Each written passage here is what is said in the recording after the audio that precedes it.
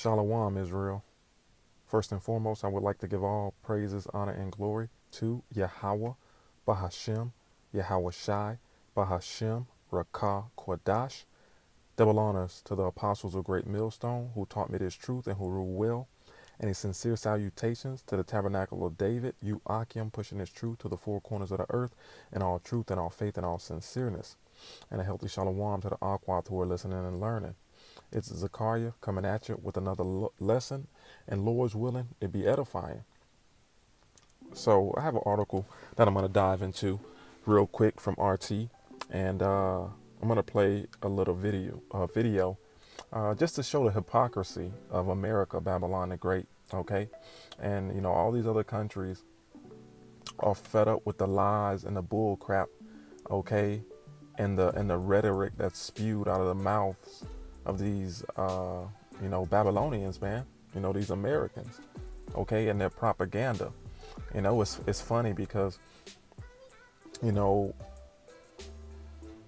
while I'm on the job and I'm talking to different customers, a lot of times the conversation of Ukraine and Russia come up, and the first thing come out of their mouths is that Putin is crazy, he's unstable, he's off his meds, he's a madman. You know, they spew the same rhetoric, man, that they're getting off of, you know, Fox News, CNN, you know, just madness, okay? It's all lies and madness. You know, they really believe that, you know, this man is crazy. And this man is far from crazy. And this is what happens when you just watch American news, okay? You don't get the truth. You know, you have to have alternative news and read. So I'm just going to do this quick lesson. I'm going to read a little bit of this article, so just bear with me. But it's just going to show the hypocrisy of America, Babylon the Great, and how stupid these Americans are, okay? Because they really think this man is crazy. So it reads, experts warned for decades that NATO expansion would lead to war. Why did nobody listen? Analysts and diplomats have been saying since the 1990s that NATO expansion would eventually spark a conflict in Eastern Europe. Russia's military offensive in Ukraine has been underway for a month now. It has already led to a global economic crisis stemming from disruption in supply chains and rising energy prices. Although the beginning of the hostilities came as a surprise to the whole world, the current state of affairs was not unpredictable. International relations experts have been warning about the risk of the escalation for the past 30 years. Why did politicians in the West listen to their Salakia, why didn't politicians in the West listen to their advice instead of allowing war to break out in Europe and fuel and food prices to skyrocket at home, RT explains. And the reason why is because this is a orchestrated collapse of the current American economic system, okay? This is a strategic collapse. Okay, to bring in a new world order, a great reset, okay, a digital currency, a digital dollar, followed by the RFID chip,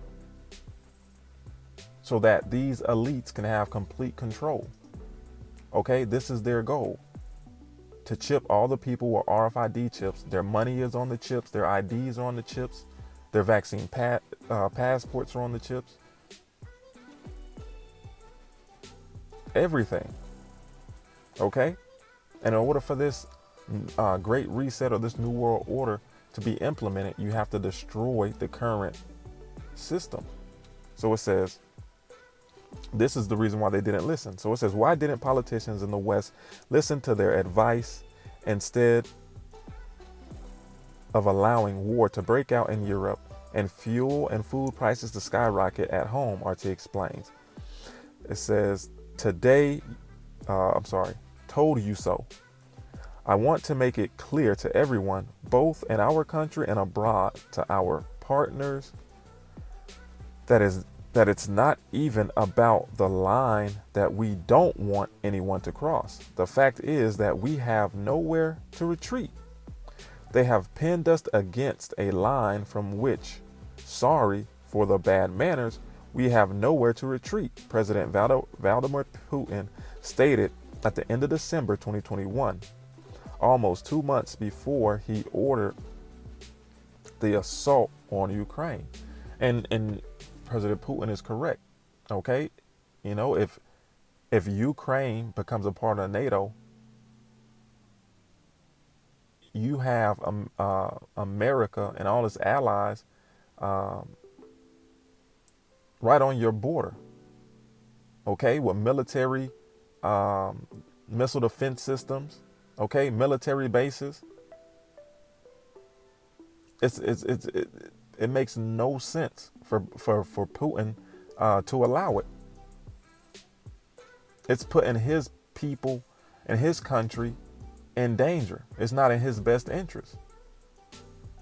So, continuing on, it says, at the time, Moscow was trying to come to an agreement with NATO on mutual security, hoping that the U.S.-led bloc would agree to provide comprehensive written guarantees that it would not expand any further. To the east, not only Putin, but also other Russian officials talked about red lines that pose a serious threat with ominous consequences for the world if crossed. Continuing on, it says the existence of these red lines, most notable against NATO expansion into Ukraine, is not some subjective concept born in the midst of Russia's current leadership. Oddly enough, they were being discussed in the West long before they became the subject of conversation in the Kremlin. Right, so this is nothing new to you dumb Americans, man. You Babylonians that don't pay attention, that don't know what's going on. Okay, none of this, what's going on, is new. Okay, this has always been an issue between NATO and Russia, the expansion of NATO into Russian territory. So it says, in 1988, George Kennan, an American diplomat and historian known as the architect of the Cold War, said NATO expansion would mean nothing less than the beginning of a new Cold War, warning that it would be a tragic mistake. Of course, this will provoke a bad reaction from Russia, and when that happens, those who made decisions about NATO expansion will say that we have always told you the Russians are like that. But it's just not true, he said. In 1997, 50 prominent foreign policy experts, including former senator, military leader, and diplomats, sent an open letter to the president, Bill Clinton, outlining their opposition to NATO expansion. It is a policy error of historic proportions, they wrote. Conservative political commentator Pat Buchanan wrote in his 1999 book, A Republic, Not an Empire, by moving NATO onto Russia's front porch, we have scheduled a 21st century confrontation. The current director of the CIA, William Burns, said in 2008 that Russia-Ukraine accession to NATO is brightest of all red lines. All right, so I'm gonna end it right that. You guys can finish reading the article, okay? But I just wanted to show that this is nothing new, and what Putin is doing is expected from anybody, any leader or president in his position would do. They would do the exact same thing.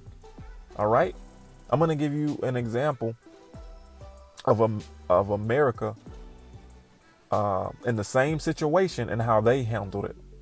Okay, so I hope y'all remember the Cuban Missile Crisis. And if y'all don't, I have a little video. So let's get this.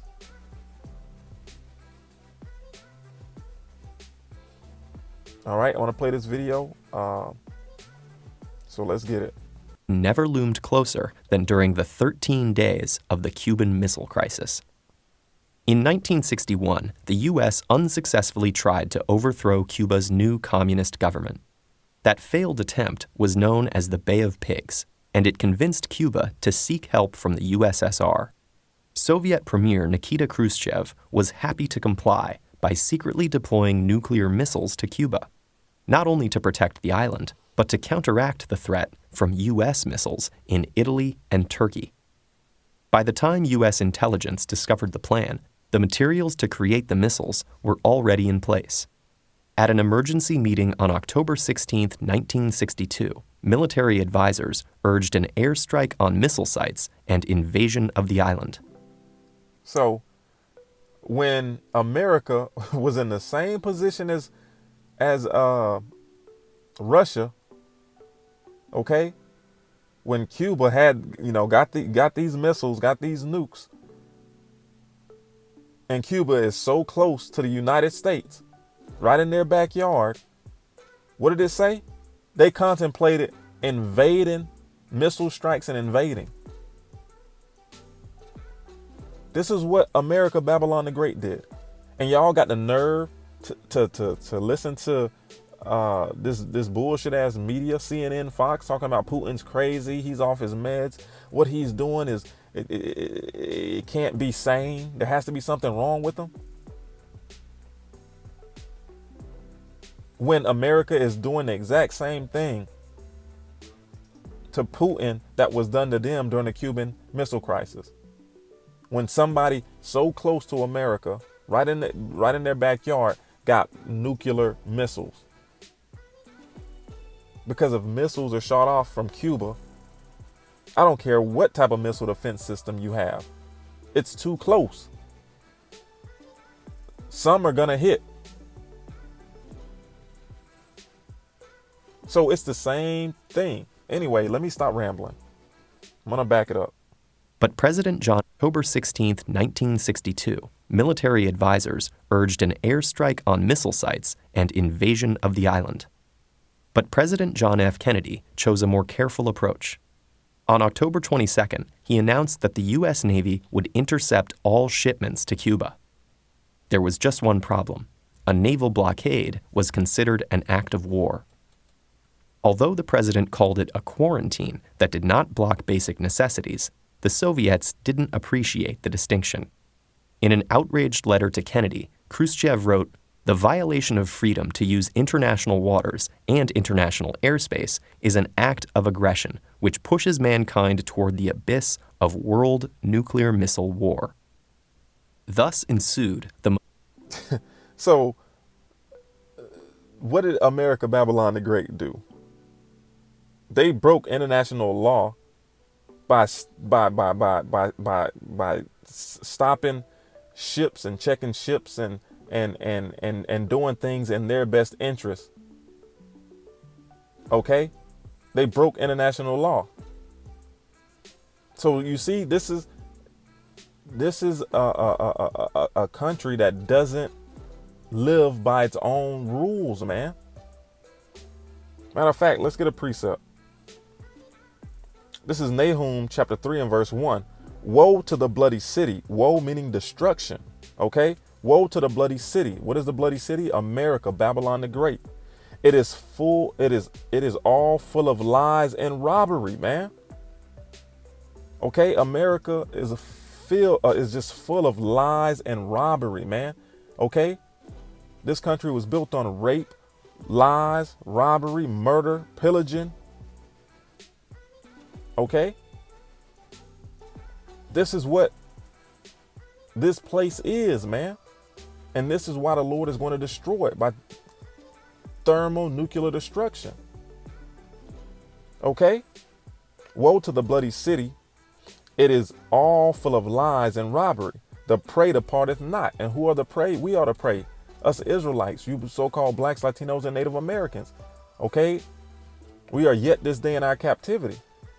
pertaining to Baruch, the 3rd chapter, if I'm not mistaken. We are yet this day in our captivity, still in the hands of the nation that brought us all over here, on ships, in chains. Okay? So let's go back to this video. Most intense six, which pushes mankind toward the abyss of world nuclear missile war. Thus ensued the most intense 6 days of the Cold War. While the U.S. demanded the removal of the missiles, Cuba and the USSR insisted they were only defensive. And as the weapons continued to be armed, the U.S. prepared for a possible invasion. And what do you think is going to happen if NATO allows Ukraine to become a member of NATO? You don't think they're going to put missiles on the border of Ukraine and Russia? You don't think they're going to put nukes there and missile defense systems and army bases? This is what America does, and Putin knows this. And Putin is looking out across the world and see that everywhere America goes, they go to war. Libya with Gaddafi, Iraq, Iran. This is what they do. On October 27th, offensive. And as the weapons continued to be armed, the U.S. prepared for a possible invasion. On October 27th, a spy plane piloted by Major Rudolf Anderson was shot down by a Soviet missile. The same day, a nuclear-armed Soviet submarine was hit by a small depth charge from a U.S. Navy vessel trying to signal it to come up. The commanders on the sub, too deep to communicate with the surface, thought war had begun and prepared to launch a nuclear torpedo. That decision had to be made unanimously by 3 officers. The captain and political officer both authorized the launch, but Vasily Arkashin, they reached the following proposal. The U.S. would remove their missiles from Turkey and Italy and promise to never invade Cuba in exchange for the Soviet withdrawal from Cuba under UN inspection. So this is the promise that was made, okay? America promised not to invade Cuba and to remove missiles from Turkey and a couple other places. But the point is that they made a promise, okay? And the funny thing is that the same thing with Putin. Putin wanted it in writing because he knows that America lies, okay? He wanted it in writing that Ukraine would never join NATO, okay? Because he knows that if Ukraine becomes a member of NATO, the same thing that happened in 9/11, if you attack one NATO country, it's like attacking them all. They all go to war against you. He knows that if that's going to happen to him. The same thing that happened, what was it, 9/11? We went into Iraq, I believe, if I'm not mistaken. But after 9/11, we went into that country and demolished it. Okay? America and its NATO allies. And he knows that if Ukraine joins NATO, he's nothing but a false flag attack for all those NATO countries ganging up on him anyway. And if they really wanted to stop a world war from starting, wouldn't it be in their best interest to say, you know what, let's sign this. Okay, we'll sign this and not allow Ukraine to join NATO and see if Putin is going to abide by it. But they want this. Okay, they want this drama. They want this confusion. They want this war, man. You know, even in Game of Thrones, it showed you that the elites, the bankers, they fund both sides of the wars. Okay, it's all smoke and mirrors, man. This is their agenda. This is how they're going to collapse the current system to bring in their new world order, their great reset. All right. So Salakia if I'm babbling too much, but I just wanted to make that point about, you know, Putin and the deal that he wanted to make. But look at how they averted the Cuban Missile Crisis. Once the meeting promised to net with Soviet ambassador, metaphorical doomsday clock stood at 1 minute to midnight. But diplomacy carried on. In Washington, D.C., a Attorney General Robert Kennedy secretly met with Soviet Ambassador Anatoly Dobrynin.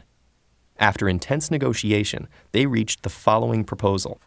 The U.S. would remove their missiles from Turkey and Italy and promise to never invade Cuba in exchange for the Soviet withdrawal from Cuba under UN inspection.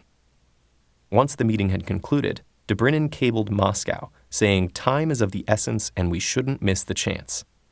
And at 9 a.m. the next day, a message arrived from Khrushchev announcing the Soviet missiles would be removed from Cuba. The crisis was now over. While criticized at the time by their respective governments for bargaining with the enemy, contemporary historical analysis shows great admiration for Kennedy and Khrushchev's ability to diplomatically solve the crisis.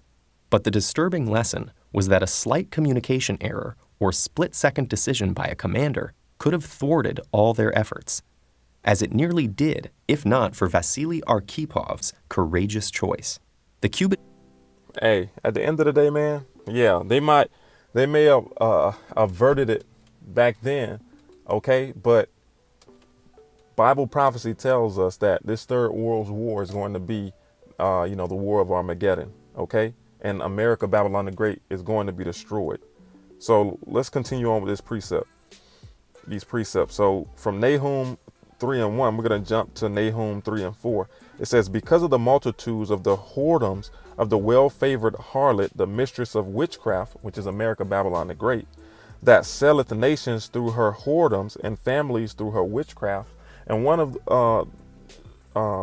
the portions of her witchcraft is her media, her propaganda, her television. Okay, getting people to believe the lies that spews out of her mouth. Okay. These people do no research whatsoever, and they gobble up the information and just regurgitate it. Okay. No actual research. Okay. And that's part of America's witchcraft, man. All right.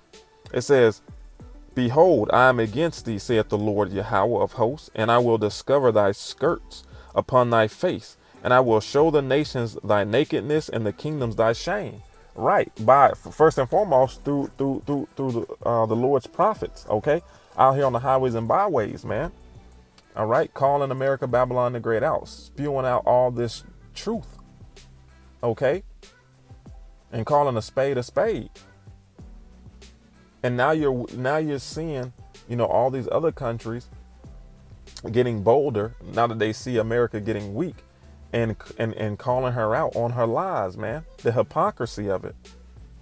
Okay, look at what America did when nukes and missiles were right in her backyard. She panicked. She almost invaded Cuba and risked nuclear war. But when Putin's in that situation, he's supposed to just lie down and just be cool with it. But at the end of the day, all these elites, man, and all these countries are confederate with the whore America, Babylon the Great. All right. So, they're all in on it. Ultimately, it says, and I will cast abominable filth upon thee and make thee vile and will set thee as a gazing stock. Right. And that's what the Lord is doing, man. All right. The Lord is going to ultimately embarrass America, Babylon the Great, expose her for the lies and the wickedness that she promotes. Like I say, she likes to act as if she's an untouched virgin, but the truth of the matter is she behaves like a filthy whore, a straight prostitute, and the Lord is revealing that. All right. This is Habakkuk chapter 2:8. It says, because thou hast spoiled many nations, all the remnant of the people shall spoil thee, because of the men's blood, and for the violence of the land, of the city, and of all that dwelleth therein. All right. The scriptures say Esau Edom is never satisfied, man. All right. It says Habakkuk 2:9, woe unto them that coveteth an evil covetousness, okay, to his house, that he may set his nest on high, that he may be delivered from the power of evil. And when you go to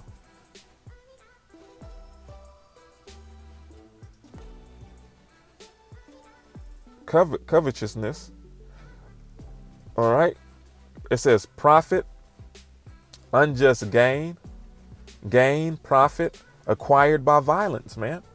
And since America's inception, that's how she's received her riches. That's how she's received her prosperity, by free labor, free slave labor, over 400 years. All right. And at the end of the day, the Lord is going to judge her for that. Okay. So anyway, Lord's willing, this was edifying. I had a couple more precepts I wanted to dive into, but this has ran longer than I expected. So I'm just going to end it with that. All right. So Shalom Israel. Wa Abad Babal.